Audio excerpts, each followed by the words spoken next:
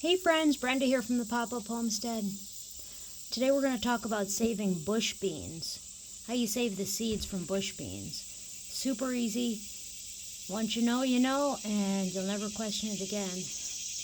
That trellis, the tripod there, has the pretzel beans, and boy are they doing good. So you see how these bush beans that are in the row right here between the corn and the tripod, see how the leaves are turning yellow and the plants are dying? That's because they're at the end of their season. They're at the end of their growth cycle. So basically I planted the seeds, let them grow, you harvest as much as you want, and then when you stop harvesting, you let the beans get to maturity, and I just leave the beans on the pod, beans in the pod, on the stem, and they grow, and then when the plant starts to die, I do this. I pull it up, roots and all. See the roots there at the top?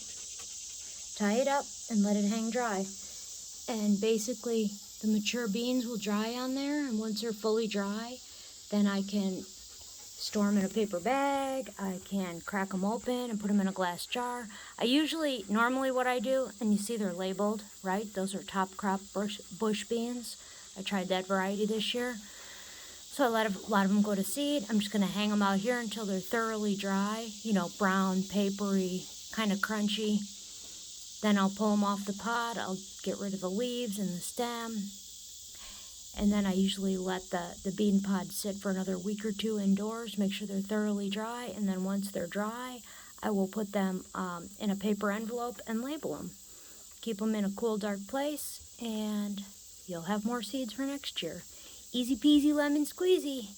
Saving bush bean seeds.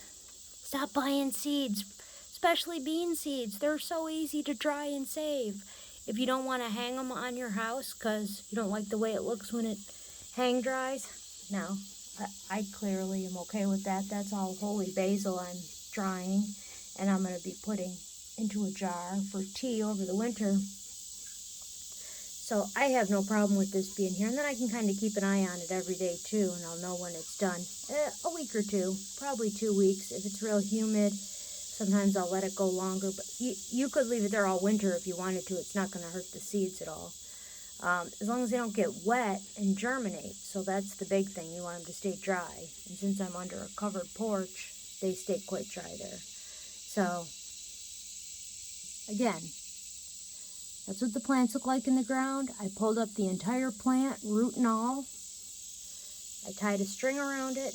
I hung it upside down. I labeled it so I know what variety it is. I know that it's a bush bean.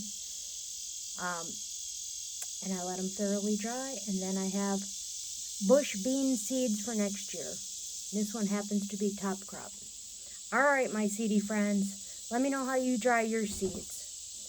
Also, let me know if you thought this was helpful, if you want to see more like this. Take care. Bye.